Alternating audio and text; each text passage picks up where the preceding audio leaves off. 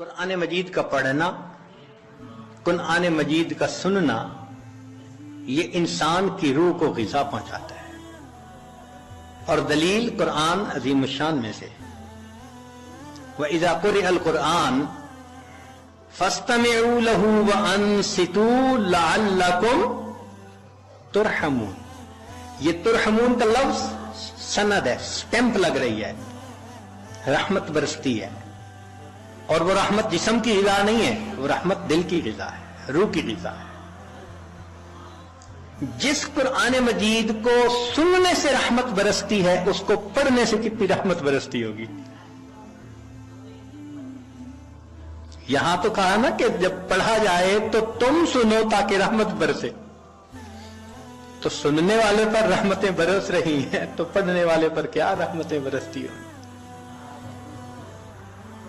تو اس کا مطلب یہ کہ ہم روزانہ فجر کی نماز پڑھا کریں، تو پھر سورہ یاسین پڑھا کریں، قرآن مجید پڑھا کریں، فوراً اپنی روح کو ناشتہ کروانے کی کوشش کیا کریں۔ اس لیے ابن تیمیہ رحمۃ اللہ علیہ فجر کے بعد اشراق تک مسجد میں بیٹھے رہتے تھے۔ لوگ کہتے تھے کیا وجہ ہے، آپ نے ناشتہ نہیں کرنا؟ تو وہ فرماتے تھے کہ تم اپنے جسموں کو ناشتہ کروا رہے ہو، میں بیٹھا اپنی روح کو ناشتہ کروا رہا ہوں۔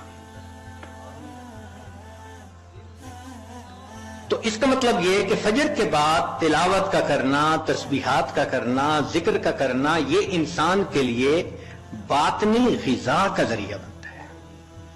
ہم میں سے کتنے ہوں گے جو اس کی باقاعدگی کرتے ہیں؟ الا ماشاء اللہ،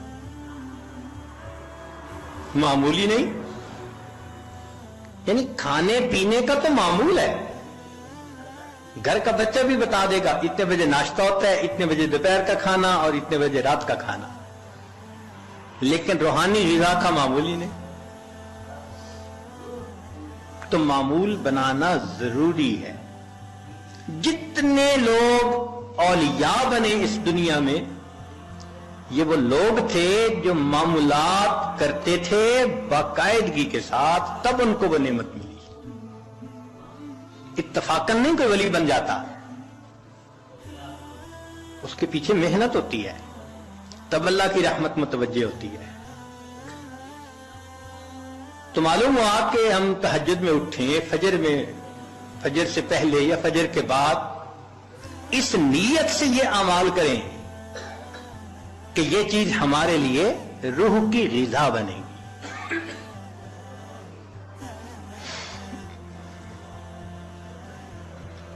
ہمارے اکابر جب دن کے کام کاج سے فارغ ہوتے تھے تو مصلی پہ آ جاتے تھے،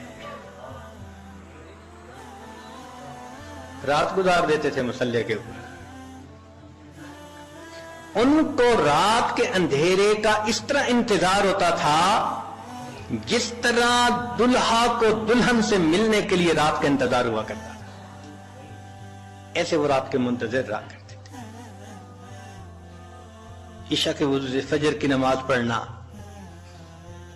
رات کا بیشتر حصہ نوافل میں کھڑے رہنا، حتیٰ کہ ہمسائے کے لڑکے بچے ان کو چھت کے اوپر ایک مینارہ سمجھا کرتے تھے۔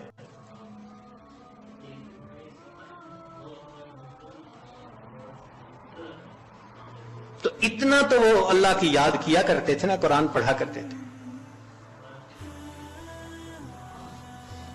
اور ہمارے قریب کے زمانے کے بزرگوں کا معمول ایک منزل روزانہ کا۔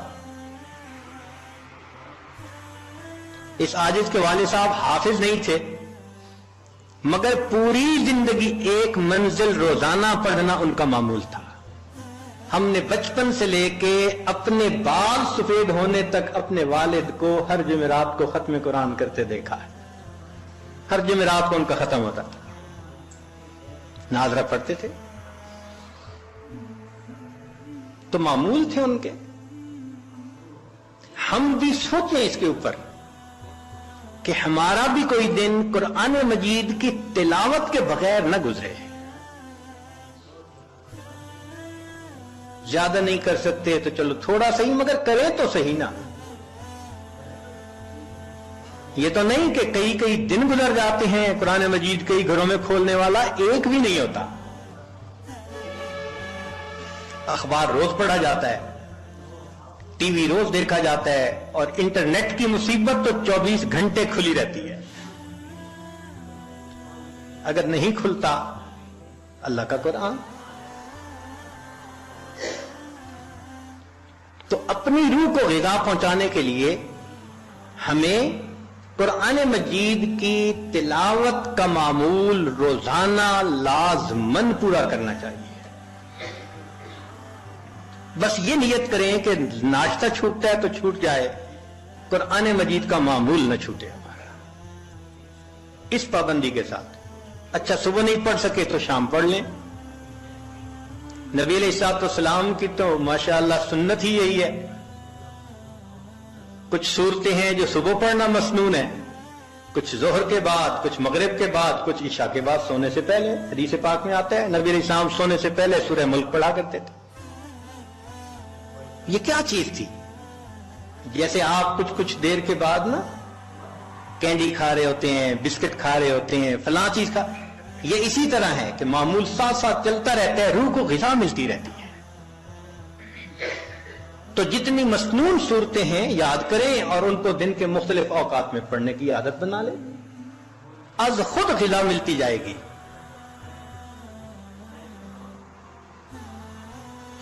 اور جو حافظ قرآن ہوں ان پر تو اللہ کی خاص رحمت, وہ اپنی منزل کے حساب سے پڑھیں. ہمارے اکابر تو ایک ایک آیت پڑھتے تھے, پوری رات گزار دیتے تھے. پہلے یہ بات ذرا عجیب لگتی تھی کہ ایک آیت پڑھتے پوری رات, پھر ایک چیز نکل آئی جس کا نام ہے چنگم. ہم نے بعض بچوں کو دیکھا کہ جتنی دیر بیٹھے ہیں منہ چل رہا ہے. پوچھا بھئی یہ کیا مسئلہ ہے؟ کہنے لگے جی بس یہ چنگم ہے, اس کو چبانے میں مزہ آتا ہے. بھئی اگر ایک ایک گھنٹہ ایک ہی چیز کو چبانے کا مزہ یہ پا رہے ہیں تو ہمارے اکابر بھی ایک ایک آیت کو بار بار پڑھ کر کندھے مکر